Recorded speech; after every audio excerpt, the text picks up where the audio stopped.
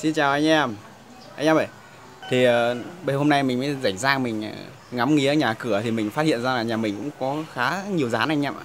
Không biết nhà anh em có nhiều rán không thì hôm nay tiện thể rảnh rang là mình sẽ hướng dẫn anh em cách bắt rán luôn nhé. Chỉ cần sau một đêm anh em sử dụng cái tool của mình khẳng định là không còn một con rán nào luôn anh em ạ. Hiệu quả rất lâu dài, có thể phải trong nửa năm rán mới quay trở lại nhà anh em đấy.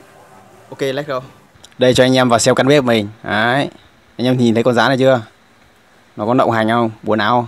Thường thì khi mình mở cái cửa bếp ra mà thấy nó rán nó bò nổ ngổm này có nghĩa là trong bếp nhà mình rất nhiều rán anh em ạ. Là lúc đấy mình cần phải xử lý luôn. Đây còn nữa này anh em. Đấy. Sâu gần. Chạy rồi. Thì mình thường sử dụng cách này để bắt toàn bộ đàn rán ở nhà mình nhé. Đầu tiên anh em phải cần có một cái đĩa này. Anh em cho thêm nước vào. Cho một ít đường vào. Đấy, rắc đường vào. Tiếp theo quả này mới gọi là quan trọng anh em này. Anh em ra quán tạp hóa mua một gói thuốc diệt rán như mình này. Đấy. Anh em cứ ra bảo bán cho tôi một cái gói thuốc diệt rán thì người ta sẽ đưa ra một cái gói vàng vàng này. Có thể ở mỗi địa phương nó cái thương hiệu nó khác nhau nhưng mà chung quy lại là nó vẫn tiêu diệt được anh em ạ. Đấy, bóc nó ra. Đổ một nửa vào trong cái đĩa này anh em nhé. Anh em chỉ đổ một nửa cái gói này vào trong cái đĩa này thôi. Còn một nửa của cái gói này để làm gì thì tí nữa mình sẽ nói sau anh em nhé. Dùng cái que khuấy nó lên, khuấy đều lên cho nó tan ra. Đó. Khuấy. Ok.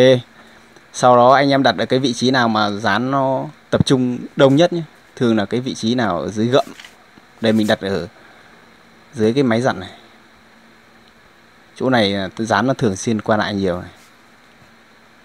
Đấy, mình sẽ đẩy nó vào trong cái gậm máy giặt này. Ok. Tiếp theo còn nửa cái gói thuốc diệt rán này, anh em này. Anh em rắc xung quanh những cái chỗ nào mà anh em nghi ngờ là rán nó hay chạy qua chạy lại anh em. Cứ rắc ở các cái khe, các cái rãnh nơi mà rán nó hay đi qua nhé. Cái việc rắc này thì có tác dụng, có hai tác dụng. Một là khi mà rán nó ăn là nó cũng bị chết, hai là nó có cái mùi nó có thể xua đuổi rán đi anh em nhé. Mà loanh quanh có khi diệt được cả kiến này anh em nhé. Rắc hết. Cứ rắc cái chỗ nào mà anh em thấy là có cảm giác là có rán nó đi qua nhé. Ok, đợi kết quả thôi. Xin chào anh em, sáng rồi. Mình sẽ đi xem kết quả nhá. Ở đây rồi. Một con. Đấy. Thường là khi mà rán mà nó ăn phải cái thuốc này nó trúng độc là nó hay chạy ra ngoài sân nó chết lắm anh em ạ. Đây, em nữa này. Vẫn còn cử động. Nó rất hay chạy ra ngoài chứ ít khi nó nằm ở trong cái góc nào đấy để nó chết nhé.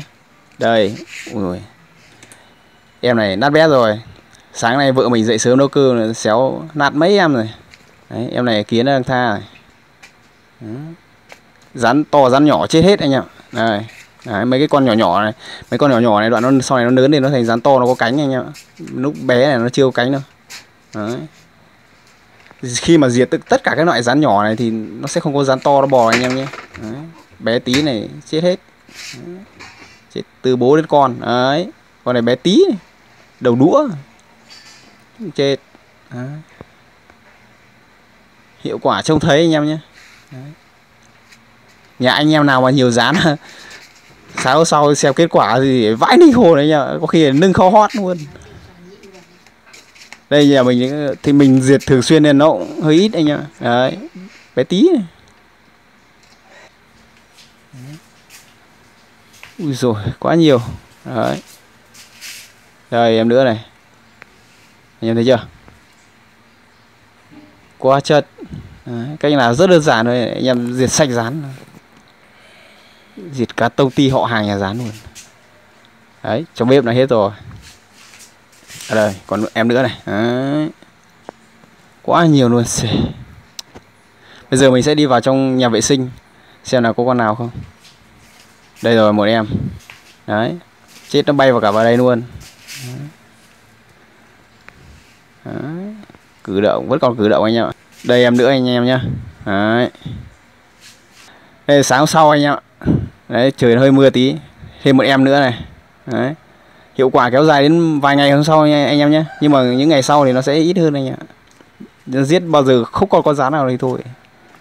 Khi nào mà anh em mà không thấy có con rán nào nữa thì có nghĩa là đã chết sạch, không còn một con rán nào anh em nhé. Đấy, vẫn bắt được một số con rán to này. Đấy, vừa xong là mình đã hướng dẫn anh em cách bắt rán hiệu quả nhất nha anh em nhé. Đấy, anh em cứ về nhà áp dụng phương pháp của mình, kiểu gì cũng bắt được hết rán trong nhà anh em nhé. Còn nếu anh em nào mà có phương án nào bẫy rán hiệu quả hơn thì anh em cứ comment xuống bên dưới nhé, để cho mọi người cùng diệt rán nhé. Cảm ơn anh em đã xem hết video của mình nhé. Nếu anh em thấy video của mình hay và ý nghĩa, anh em hãy cho mình một like nhé, và ấn chia sẻ nhé. Và anh em đừng quên ấn đăng ký kênh của mình nhé, để nhận được những video sớm nhất nhé. Cảm ơn anh em đã xem hết video của mình. See you again.